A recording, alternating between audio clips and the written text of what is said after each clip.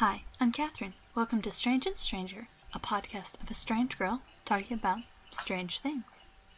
Rambling is an art.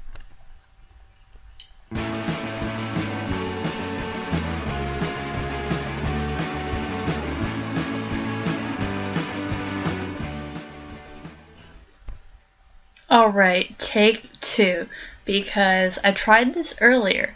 However, my brother was in the house, and he stomps around like a dragon.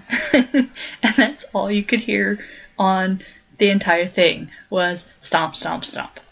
Right, well, hello internet. So first I want to acknowledge that we have a new member, a non-speaking role, but Gretel is my new therapy chair. My parents, as part of my therapy, have gotten me a very comfy chair that I can sit in so that I can spend more time out of bed. Now this has come about because of a shoulder problem I've had, which is actually what I'm going to talk to you today about. So big circle, but yes, I'm sitting in Gretel, my very wonderful, comfortable chair. And it's very comfy. So yeah, I had been spending a lot of time laying in bed, and that had caused me to be propped up on my left shoulder quite often, and that caused me to have some reduced movement and pain in that shoulder. We did an ultrasound last week and determined that it was not a rotator cuff injury, go hurrah me, but what it did mean is that it was most likely a frozen shoulder. A frozen shoulder is basically when scar tissue builds up in your shoulder capsule and prevents movement. So they do a procedure called hydrodilation. Hydodilatation. It's one of those pronunciations, pick or choose. And that is a procedure I had done today. I was a little bit naive going into the procedure as to the extent of the pain and discomfort it was going to cause. But it's all in the name of getting better, so it's okay. But anyhow, I'll just run you through what I went through this afternoon. So I rocked up to the radiology, and they took me back. I put a gown on. They put me on the table. They put an x-ray sort of right where my shoulder will be. Waited for the doctor. The nurse came in, sort of were asking me, how would you do? Blah, blah, blah. Bedside manner. Doctor comes in. No bedside manner, but that's how some doctors are. Anyhow, so he goes into telling me, about the scar tissue and the procedure and what they were going to do, some of the side effects, so how the numbing would spread, and how when they inject the saline in, it can often feel like your shoulder's falling off. That was the point where I went, excuse me, what? My shoulder's gonna feel like it's gonna, what? Fall off? Huh? Duh, nobody told me about this until now. But I was like, alright, I trust them, they're medical professionals, they do this, it's gonna be okay. Anyhow, so the first thing they were gonna do is put some local anesthetic in. He was not gentle at all. I kind of just really rammed that in, so that kind of really hurt. But once he put the local in, it numbed up that whole shoulder area, so my left shoulder was all really quite numb.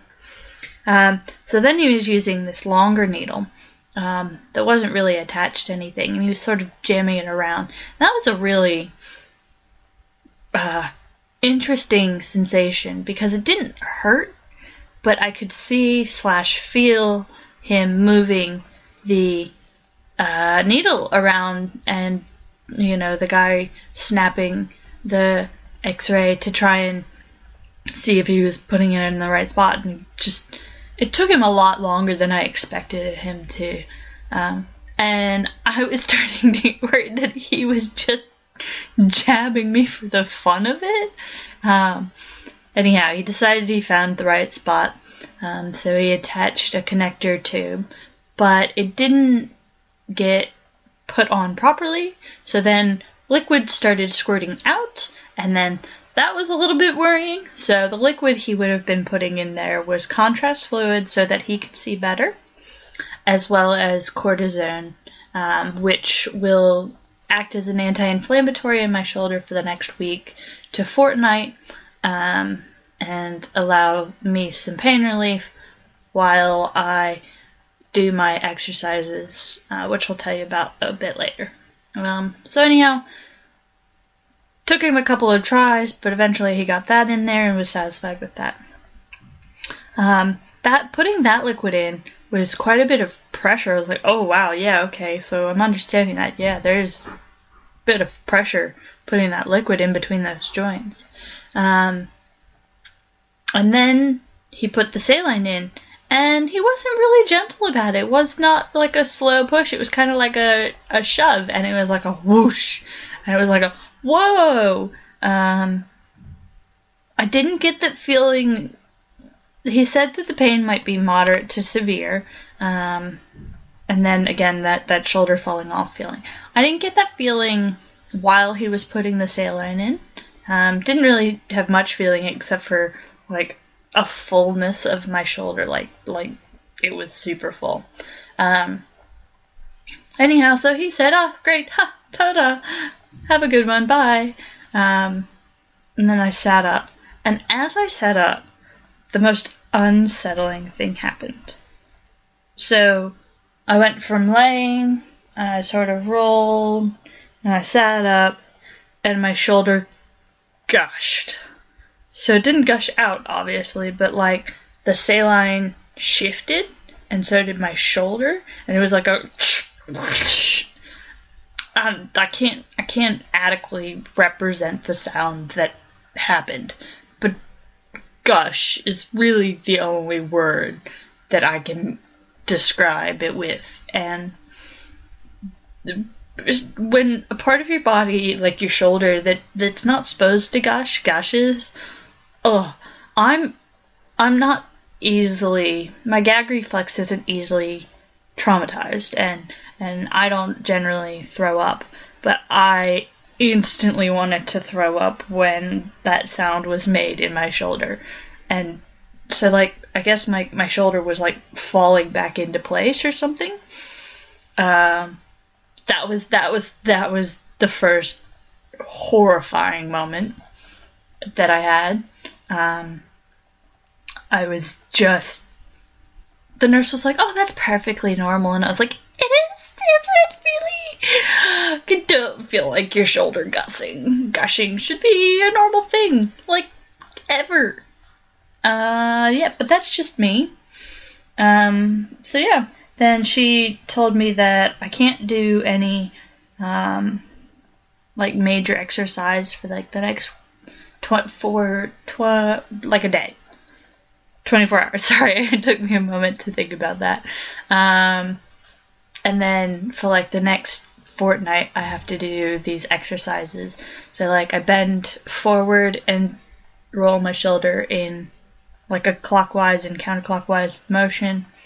Then I put my elbow into my side and do, like, an open door, shut door motion. And then I have to, like, run my fingers up the wall, which my mother pointed out to me is like what my grandmother was given. I was like, great, I've got granny exercises. So yeah, that was super encouraging. Anyhow, so they tell you to have a driver. So Mom drove me to the appointment, and Mom drove me home. And I think that was a really wise choice, because sort of about 10 minutes after, so I'd sort of had some trouble, I'm sort of one-handed at the moment, so I had some trouble putting clothes on, but I made it. and I've got my cane, so I walked out with the assistance of the cane. Been using my right hand for the cane, even though it's the left that needs the more assistance, but not being able to put the weight on that shoulder at the moment. So hopefully that should change. Paid the lady. Then Mom said she would go and get the car, and so I sat and I waited. And then that's when the anesthesia decided that it was going to spread. So maybe with that gush, it moved it from the capsule of the shoulder and was able to spread. So it's now spread down my left arm, and my shoulder does feel like it's popped out. Like, it feels like it's falling off. My arm feels like dead weight, like I can't move it. So I've put a hoodie on and I've just shoved my hand into the pocket. But yeah, so I'm sort of one-handed at the moment. I'm hoping that the anesthesia wears off, but at the same time, I'm not looking forward to when the anesthesia wears off, because apparently that's when the real pain begins. I was like, oh, lovely, lovely, lovely, lovely. But as for the moment, I have multiple bruises on my shoulder, and multiple band-aids on my shoulder, and I'm currently being a right-handed person only. Hopefully the anesthesia will generally, like, when you go to the dentist, it wears off within a couple hours. It's been about an hour since the procedure, so maybe in another hour or so, the anesthesia will start to wear off and I can start to move it a bit, try and do some of the exercises. So the exercises I'm allowed to do, but I'm not going to be able to do my hydrotherapy tomorrow, which is a bit of a bummer, but if it means that I get to get full range of my shoulder again, then I'm all for it.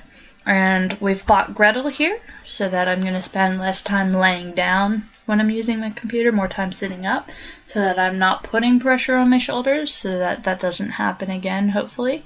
I didn't injure it per se. It's just that, as I've talked about before with the hypersensitivity, any small jarring can cause a major reaction. So this is one of the first big things that I've seen. The other thing that was a bit interesting today was my mother got me the paper that only the old people read. So she's a carer, a home carer. One of the people she takes care of found me a chronic fatigue support group. So join a peer support group for information, socializing, and fun for people with chronic fatigue syndrome. What is fun for chronic fatigue syndrome people? Sitting around and being tired. Anyhow, Mom wants me to email them. There's a phone number and an email. Yeah. Well, they meet once a month. I guess maybe I should look into it, but yeah, I don't know. It seems a bit odd. I'm way more excited about the fact that my uni course is coming up and I should be able to start using the Dragon software, speech to text. Hopefully with that, I will invest in, I'm getting closer to my total on the Patreon page, to being able to purchase a new microphone, do the intro and the outro, have higher quality, just sound all in general, of me talking to you. I'm hoping to eventually do a couple of live streams. I think that should be real fun. I'll put up some information about that before I do it. But yeah, so I'm going to sit in my chair Gretel, drink my cup of tea, and currently my doctor recommended Arrested Development. You might see your doctor a bit too often if he's recommending TV shows to you.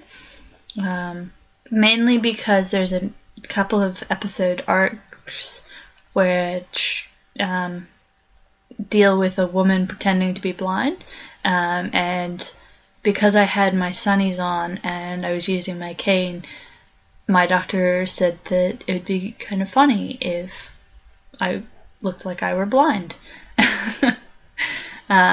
Also, my joke, so the joke is, that I've come up with, is that, so he was the one that suggested that I should have a career in stand-up comedy. I came up with my first joke, and my first joke would obviously be, if somebody looked at my patient record history, somebody with Munchausen's would look at it and go, yes, please. Or even that's unbelievable for me. That's too much. I'd turn that down. If you don't get that joke, just go watch House, or Grey's Anatomy, or just look up Munchausen's disease. They are a little bit crazy. And sometimes I wonder if I am. But apparently I'm not. Apparently I am actually sick. Crazy, crazy days. Because, yo, that's what's up.